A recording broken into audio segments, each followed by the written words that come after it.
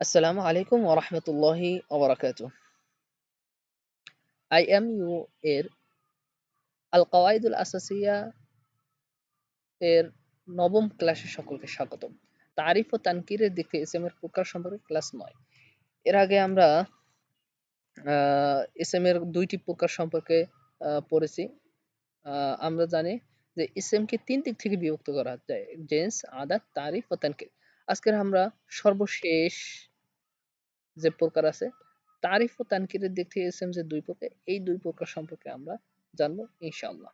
ওমা তৌফিকি ইল্লা বিল্লাহ। আজকের যদি আমরা এই বিষয়টি শেষ করি তাহলে আমরা আমাদের ইসমের আলোচনা শেষ হবে।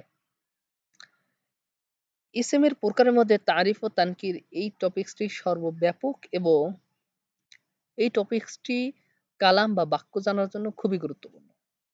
কারণ কালাম বা বাক্য তৈরি করার জন্য এই মারেফা নাকেরা, তারিফ তানকিরের বিষয়টা খুবই গুরুত্বপূর্ণ। একটি শব্দ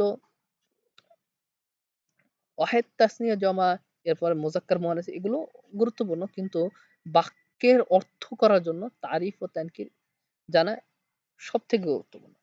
তো আমরা যদি দেখি তারিফ ও তানকির, তারিফ অর্থ নির্দিষ্ট আর তানকির মানে অনির্দিষ্ট। নির্দিষ্ট অনির্দিষ্টের দিক থেকে ইসম ২ প্রকার। একটা হলো মারেফা মানে অর্থ নির্দিষ্ট, নাকেরা মানে অনির্দিষ্ট।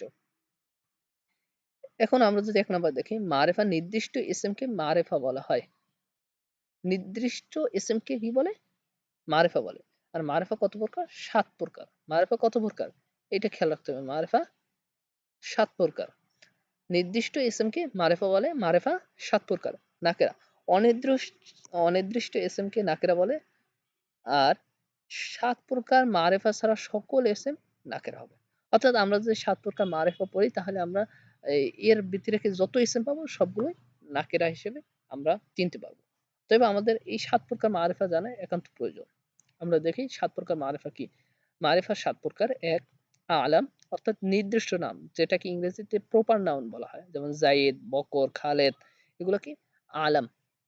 মুদমিরাত অর্থাৎ সর্বনাম, আসমাউল ইশারাত ইঙ্গিত সূচক শব্দ, আসমাউল মাউসুলাত, আ এরপরে মুআররাব বিল লাম, মুদাফ আর মুনাদা বা মুআররাব বিল নিদা। অর্থাৎ হরফে নিদা যারা, যাকে নির্দিষ্ট করা হয় তাকে মুআররাব বিন নিদা বলে। এই সকল বিষয় আমরা বিস্তারিতভাবে সামনে জানবো ইনশাআল্লাহ। আপ এখন এই পর্যায়ে আমাদের কাজ হলো এই ৭ প্রকারকে টানা মুখস্থ করা। যেমন আলাম, মুদমিরাত, ইসমে ইশারাত, ইসমে মাসুলাত, মুআররাব বিল লাম, মুদাফ, মুআররাব বিন নিদা। একেবারে পূর্ণ খুব সহজে মাথার ভিতরে নিয়ে নেওয়া ১ম কাজ। এরপরের কাজ কি? আমাদের উদাহরণ মুখস্থ করা। যেমন যাইদুন হুয়া হাযাল্লাযী, হাযা আল্লাযী। যাইদুন হুয়া হাযাল্লাযী, আর-রাজুলু গুলামু যাইদিন ইয়া আব্দাল্লাহ। খুব সুন্দর করে এই উদাহরণগুলো আ আমাকে শিখিয়েছিল আমাদের স্বনামধন্য সার্সিনা মাদ্রাসার শিক্ষক সোনাখালী হুজুর। আ আজও এই পড়া তার ভুলিনি আলহামদুলিল্লাহ।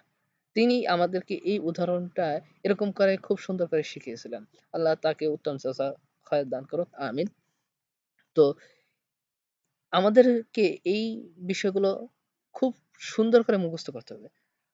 আমরা যদি একবার মুখস্থ করি ইনশাআল্লাহ আমরা আর কোনদিন বলব না। এরকম করে মুখস্থ করব। ১ম কাজ আমাদের এই ৭ প্রকার মুখস্থ করা। আলাম, মুদমিরাজ, ইসমে ইশারাত, ইসমে মাওসুলাত, মুআররাব বিল লাম, মুদাফ, মুআররাব বিন নিদা। যাইদুন হুয়া হাযাল্লাযী, আর-রাজুলু গুলামু যাইদিন ইয়া আব্দুল্লাহ। এভাবে মুখস্থ করা। আমরা এবার বিস্তারিত আলোচনায় আসি। আলাম কাকে বলে? নির্দিষ্ট নাম বা প্রপার নাউন ইংরেজিতে কোন নির্দিষ্ট ব্যক্তি বা বস্তুর নামকে আলাম বলা হয়। যেমন যাইদুন, যেমন বুড়িগঙ্গা একটা নির্দিষ্ট নদীর নাম। যাইদুন একজন ব্যক্তির নাম, নির্দিষ্ট ব্যক্তির নাম। এখানে আমাদের অনেকের একটু সমস্যা হয়। যেমন অনেকে বলা হয়, যেমন শাজারাতুন গাছ, অথবা যদি বলা হয় রজুলুন ব্যক্তি, এগুলো কিন্তু আলাম না। এগুলো আমাদের খুব খেয়াল করতে হবে। রজুলুন, শাজারাতুন, এই যে মানুষ, গাছ, এগুলো কিন্তু নির্দিষ্ট কোনো নাম না। এটা কিন্তু একটা জাতির নাম, যেটাকে ইংরেজিতে বলা হয় কমন নাউন, একটা জাতিবাচক নাম। এই জাতিবাচক নাম কিন্তু আলাম না। আলাম কি? Proper noun. ইংরেজিতে প্রপার নাউন, নির্দিষ্ট নাম। নির্দিষ্ট কোনো ব্যক্তি বা বস্তুর নামই আলাম। এইটা আমাদের অনেকের একটু, যেমন আমি যদি বলি নদী, নদী কিন্তু একটা আ স অনেক, নদী কিন্তু এটা নির্দিষ্ট কোনো কিছুর নাম। বুড়িগঙ্গা একটা নির্দিষ্ট নদীর নাম। রো ব্যক্তি, ব্যক্তি কিন্তু যে কেউ হতে পারে। কিন্তু জাইদান একটা নির্দিষ্ট ব্যক্তি। তো প্রপার নাউন বা আলাম কাকে বলা হয়? নির্দিষ্ট কোনো ব্যক্তি বা বস্তুর নামকে কি বলা হয়? আলাম বলে। নির্দিষ্ট কোনো ব্যক্তি বা বস্তুর নামকে আলাম বলে। এই বিষয়টা আমাদের খেয়াল করতে হবে। আলাম ৩ প্রকার। কি, কি? ইসম। জন্মের সময় যে নাম রাখা হয় তাকে কি? ইসম বলা হয়। যেমন জন্মের সময় কারো নাম রাখা হয় ইব্রাহিম, ইসমাইল, মোহাম্মদ। এরপর কুনিয়াত ডাকনাম আলাম হতে পারে। যেমন আবুন, উম্মুন, ইবনুন, বিনতুন, আখুন, উখতুন, আম্মুন, আম্মাতুন, খালুন, খালাতুন, এই শব্দগুলো দ্বারা যে নাম শুরু হয় তাকে কুনিয়াত বলে। যেমন আবু বকর, উম্মে কুলসুম, ইবনে ওমর, ইবনু ফারুক, আখু আব্দুল্লাহ, আব বিনতু খায়লা, আ এবার আবু হুরায়রা। এরপর লকব, এটা আলম হবে। যেমন মানুষের গুণ বা দোষ, আ কোনো নাম যখন প্রসিদ্ধ লাভ করে তখন তাকে লকব বলে। মানুষের গুণ বা দোষবাচক কোনো নাম যখন প্রসিদ্ধ হয় তখন তাকে লকব বলে। যেমন কি জামাল উদ্দিন, আ জাইনুল আবেদিন, আবু বকর সিদ্দিক, ওমরুল ফারুক, এই যে আ সিদ্দিক, ফারুক, আবেদিন, এইবার জামাল উদ্দিন, এই যে নামগুলো, এই কিন্তু কারো নাম নাই, এই উপাধি, লকব। তাহলে আমরা বুঝতে পারি আলাম ৩ ধরনের নাম। একটা হচ্ছে জন্মের সময় যে নাম রাখা হয়, এবার ডাকনাম, উপনাম কারো নাম রাখলে, এবার লকব কারো কোনো লকব থাকলে এটা কি হবে? আলাম হবে। এরপর এখন আমাদের কাজ কি? যে এসএম, কুনিয়াত এবং লকব বের করা। এখান থেকে এসএম, কুনিয়াত, লকব বের করব। যথাসম্ভব আমরা কোরআন থেকেও বের করতে পারি। আমাদের এগুলো চেষ্টা করতে হবে।